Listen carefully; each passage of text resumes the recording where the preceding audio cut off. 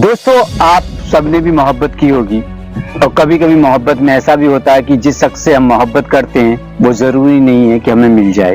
वो शख्स हमें नहीं मिलता है तो इसका मतलब ये तो नहीं है कि हम दुनिया में उथल पुथल मचा दें या फिर ऐसा कदम उठाएं जिससे लोगों की जिंदगी तबाह हो जाए या खुद की भी जिंदगी तबाह हो जाए। दोस्तों, मैं आज बात कर रहा हूँ हवस की एक ऐसी कहानी की जो एक 17 साल की बेटी अपने बाप को ही दुनिया से उड़ा देती है, दुनिया से खत्म कर देती है, महज इसलिए कि उसके पिता ने उसको गलत काम करने से रोकने की कोशिश की। भाई ने उसे रोकने की कोशिश की तो भाई भी उसकी नफरत का शिकार होता है। इस तरह की कहानियां, इस तरह की क्राइम न्यूज आपको अक्सर आजकल अखबारों में न्यूज में देखने को मिल रही है। आज की कहानी में भी कुछ ऐसा ही होता है। एक लड़की जो अभी नाबालिग है कानून की नजर में, वो एक लड़के के साथ घूमती है। जब पिता को ये बात पता चलती है तो जाहिर सी बात है हर पिता अपनी बेटी को या अपने बच्चों को गलत काम करने से रोकता ही है।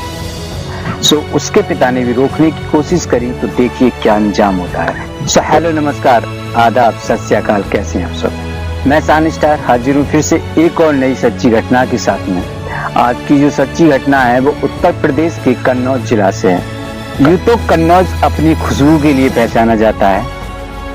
अगर उम्दा किस्म की अगर खुशबू आप चाहते हैं तो कन्नौज में ही मिलेगी, क्योंकि वहां पर इसकी मैन्युफैक्चरिंग की जाती है, वहां पर खुशबू बनाई जाती है, इजाद की जाती है। कन्नौज में एक थाना पड़ता है, छिद्रा थाने के अंतर्गत एक गांव पड़ता है जिसका नाम है कुरमुल्ला गांव की ये कहानी है। करीबन आधी रात के बाद का ये सीन है कि एक घर में हल्ला मचता है, चीख पुकारें होती हैं। उस चीख पुकार से आसपास के लोगों की नींदें भी खुल जाती हैं। वो फौरन से जाकर उस घर की तरफ भागते हैं और देखते हैं कि एक 17 साल की लड़की अपने भाई पर दांत गड़ाए बैठी हुई है, उसे नाखूनों से नोच रही है, उसके बाल पकड़े हुए है, उस पर चिपटी पड़ी हुई है।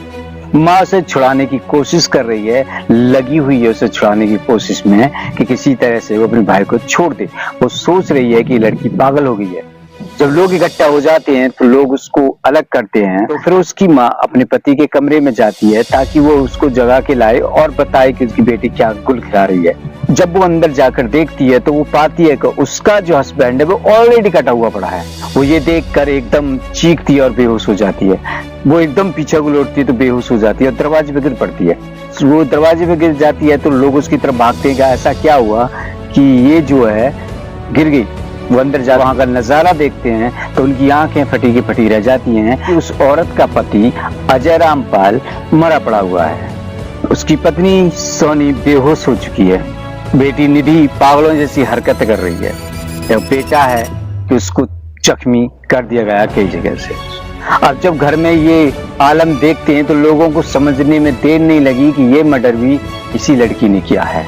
उनमें से फौरन से पुलिस थाने को कॉल की जाती है, पुलिस को बुलाया जाता है, पुलिस आती है और निधि को अरेस्ट कर लेती है। अजय रामपाल की जो लाश है उसको अपने कब्जे में लेकर पोस्टमार्टम के लिए भेज देती है। उसके बाद निधि से पूछताछ की जाती है कि अपने भाई के साथ और अपने पिता के साथ ये नीच हरकतें क्यों करी, तो उसका जवाब सुनिएगा और आपको भी उस लड़की पर ही गुस्सा आएगा। ऐसी बदतमीज लड़कियों को लालन पोषण आजकल हम कर रहे हैं। या तो इनकी हवस मिटनी चाहिए, अगर इनकी हवस नहीं मिटेगी तो फिर खुद की गर्दन को कटा लो। कि मैं गांव के एक लड़की हिमांशु से मोहब्बत करती हूँ। हिमांशु यादव, उस लड़के का पूरा नाम हिमांशु यादव होता है। तो कहती है मैं हिमांशु यादव से मोहब्बत करती हूँ। और ये बात मेरे पिता को जब पता चलती है तो उनको नागवार गुजरती है। लेकिन मुझे हिमांशु यादव पसंद है, मैं उसके साथ शादी करना चाहती हूँ। उसके साथ मेरा घूमना, उसके साथ उठना बैठना मेरे पिता को बिल्कुल भी अच्छा नहीं लगता था। मेरे पिता ने मुझे वार्निंग दे दी गई कि बस तू इंटर कर ले, उसके बाद तेरी पढ़ाई बंद और तेरा हिमांशु से भी मिलना जुलना बंद। अगर तूने नहीं मानी तो फिर अंजाम अच्छा नहीं होगा। पिता अपनी बेटी को समझाता है कि हिमांशु से दूर रहा करे। ये बात उस बेटी को नागवार गुजरी। वो तो हिमांशु के प्यार में पागल थी, तो माँ बाप उसके लिए क्या बेचते थे। माँ बापों ने तो केवल उसे जन्म ही तो दिया था, थोड़ा पाला पोसा था। जब वो बीमार होती थी तो उसके संग जंग रहता करी थी। तो माँ बाप प्यार कब करते हैं? प्यार तो केवल हिमांशु करता था उसे, कभी ईखों के खेत में ले जाके, कभी गेहूं के खेत में ले जाकर, कभी बाजरे के खेत में ले जाकर। ये प्यार होता है लड़कियों की नजरों में। बाकी प्यार क्या होता है? माँ बाप का प्यार होता है क्या? नहीं ना। प्यार तो यही होता है, जो हवसी लड़की होगी, जो हवस की पुजारन होगी, उनके साथ ऐसा ही होता है। वो इसी चीज को प्यार समझती हैं। बाकी प्यार होता क्या उनको खुद नहीं पता होगा। अगर उनसे डेफिनेशन प्यार की पूछ ली जाए तो उन्हें खुद नहीं पता होगा कि आखिर प्यार होता क्या चीज है। उनकी नजरों में तो एक ही चीज प्यार होता है कि बाजरे खेत में जाके मिलो, ईख के खेत में जाके मिलो, जहां जाके मिलो, ओए में जाके मिलो, ये प्यार है। पिता एक मेरी पढ़ाई भी रोक देते हैं, ऊपर से मेरी शादी हिमांशु के साथ नहीं करते हैं, तब तो मुझे गुस्सा आता है। मैं हिमांशु से नींद की गोली मंगवाती हूँ और कहती हूँ कि मुझे नींद नहीं आती है, इसलिए तू मुझे गोली ला के दे दे ताकि मैं खा के सो जाया करूँ। हिमांशु नींद की गोली ला के दे देता है तो वो पूरे परिवार को खिला देती है। होता क्या है कि ओवरडोज होने के कारण पूरे परिवार को उल्टियां होनी शुरू हो जाती है, जिसके कारण घर में बेहोशी का आलम नहीं होता है। जब पूरे परिवार को उल्टियां हो जाती हैं तो निधि उस दिन का प्रोग्राम कैंसिल कर देती है। कुछ दिन बाद फिर से वो लड़की अपने पूरे परिवार को पूरी और सब्जी में नींद की गोली डालकर खिला देती है। फिर से ओवरडोज दे बैठती है और वो क्या होता है कि फिर से उल्टियां हो जाती है परिवार। लेकिन वो फिर भी उस दिन अपना जो प्लान है वो कैंसिल नहीं करती है और वो एक पतली आरी जो पहले से खरीद के लाती है अपने पिता की गर्दन पर चला देती है। जब पिता की गर्दन पर आरी चला देती है तो गर्दन काटते वक्त वो आरी टूट जाती है। वो अपने पिता की हत्या करने के बाद अपने भाई को मारने की सोचती है। जो औजार वो लाई थी वो तो ऑलरेडी टूट चुका था, अब किससे करे? तो वो एक पास में रखा हुआ हथौड़ा उठाती है जो घर में ऑलरेडी होता है और हथौड़ा लेकर अपने भाई के कमरे में जाती है। जैसे ही कमरे में किसी के घुसने की आहट होती है तो भाई की आंखें खुल जाती हैं क्योंकि उसकी बहन के हाथ में हथौड़ा है और वो उसके कमरे में आ रही है। तो भाई समझ जाता है और हथौड़ा उसे छीन लेता है। हथौड़ा तो वो छीन लेता है मगर उसकी बहन इतनी पागल हो चुकी होती है क्योंकि वो हर हाल में अपने भाई को खत्म करना चाहती है, इसलिए वो भाई पर टूट पड़ती है, अपने दांत गड़ाती है, नखून गड़ाती है, बाल पकड़ती है और इस तरह से उसके भाई की चीखें निकलती हैं। जब भाई चीख रहा होता है तो उसकी माँ की भी आंखें खुल जाती है और घर में हाहाकार मच जाता है। और जैसे हाहाकार मचता है तो पूरा परिवार, जब हाहाकार मच जाता है तो सारे लोग इकट्ठा हो ही जाते हैं। इस कहानी को बताते वक्त भी उस लड़की के माथे पे सिकम तक नहीं थी, अपनी करतूत का अफसोस तक नहीं था। पुलिस उसके हिमांशु को भी गिरफ्तार कर लेती है। उससे जब पूछताछ की जाती है तो वो इतना तो हांग जाता है कि हाँ, जो नींद की गोलियां हैं इसने मुझसे मंगाई थी, लेकिन मेरा इस मर्डर में कोई भी हाथ नहीं है। लेकिन लोगों का ऐसा कहना है कि अकेली इस लड़की का काम नहीं है और पुलिस भी ऐसा ही मानती है।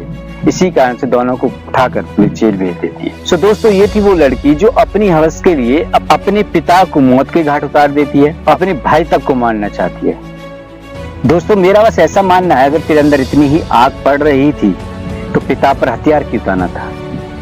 तू भाग जाती उसके साथ। ऐसा तो है नहीं पिता ने तुझे बांध के डाल दिया था, तुझे मौका नहीं मिला होगा। पिता नहीं कर सकता तेरी शादी उसके साथ क्योंकि वो लड़का ही, पिता नहीं करना चाहता था तेरी शादी जब उसके साथ, तो तू उसके साथ भाग जाती। तेरे अंदर आग थी तो चली जाती, किसी कोठे पर जाकर बैठ जाती।